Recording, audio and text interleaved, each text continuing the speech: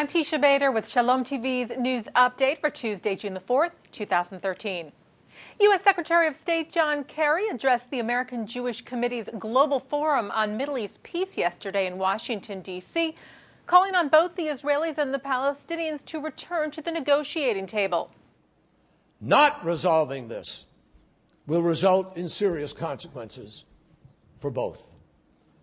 As you may have seen on IBA News, Kerry stressed the urgency of reaching a two-state solution, saying that time is running out. AJC Executive Director David Harris thanked Kerry for speaking at the forum and said that the AJC has consistently supported a peace agreement that would lead to Israel, the Jewish state, and Palestine, the Palestinian state, living side by side in peace and security. Further saying, we can only hope that Secretary Kerry's urgent call for courageous leadership is heeded, and the Palestinians, missing from the peace table for the past 4 years, will return in good faith to hammer out the tough issues successfully with their Israeli counterparts.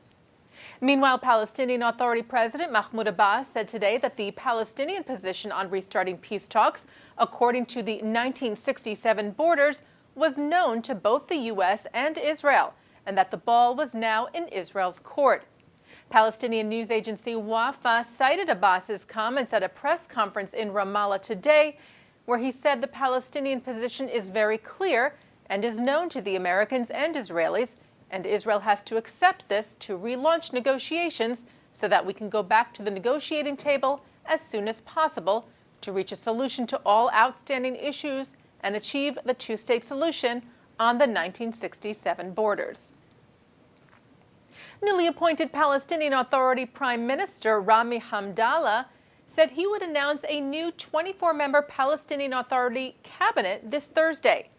Palestinian news agency Ma'an quoted Hamdallah saying that the new temporary government would serve until August the 14th, at which point a national unity government is set to be formed, according to an agreement between long-rivaled Palestinian factions Fatah and Hamas. PA President Mahmoud Abbas had appointed Hamdallah as his new prime minister on Sunday, replacing Salam Fayyad, who stepped down from the position in April. The Anti-Defamation League called on the European Union today to designate Hezbollah as a terrorist organization in its entirety, without drawing a distinction between the group's terrorist arm and its political activities, as some countries have recently shown support for. As we reported to you over the last few weeks, foreign ministers of France, Germany, and Great Britain expressed support of designating just the military wing of the group as terrorist. The ADL said today that while this step would be a positive one, it would be largely ineffective. ADL National Director Abe Foxman said the partial designation would likely have little effect on Hezbollah's fundraising abilities and would create more challenges for law enforcement efforts against terrorist financing. Foxman further said with Hezbollah's leadership now calling for full intervention in Syria and continuing to plot against and attack Jewish and Israeli targets in their ongoing quest to destroy Israel, it is high time for members of the European Union to take decisive action and finally meet their responsibility to designate Hezbollah's entire structure as a terrorist organization. The Jewish community continues to mourn Jewish Democratic Senator Frank Lautenberg, who passed away yesterday morning at the age of 89. Hadassah, the Women's Zionist Organization of America, called Lautenberg a champion for Israel, Jews, and women during his 3 decades in the Senate. The Anti-Defamation League hailed the senator as a champion as well for the full range of civil and human rights goals of the Jewish community.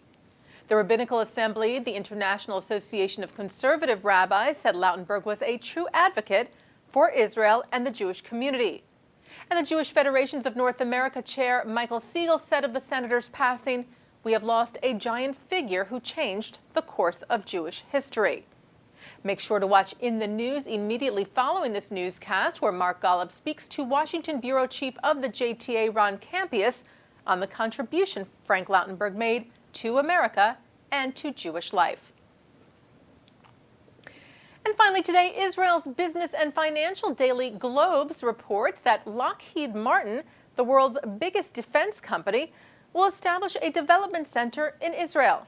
The report said sources informed Globes that Lockheed Martin will collaborate with Binet Data Communications, a leading system integrator in Israel, in building the IDF Intelligence Corps Technology Campus in the Negev, known as the 5-9 Project. Lockheed Martin Vice President of Global Solutions Robert Eastman had told Globes the intention was to establish a local branch of Lockheed Martin in Israel in the field of information systems. The defense giant expects to hire 100 Israeli employees for 1 to 2 years to set up the data center.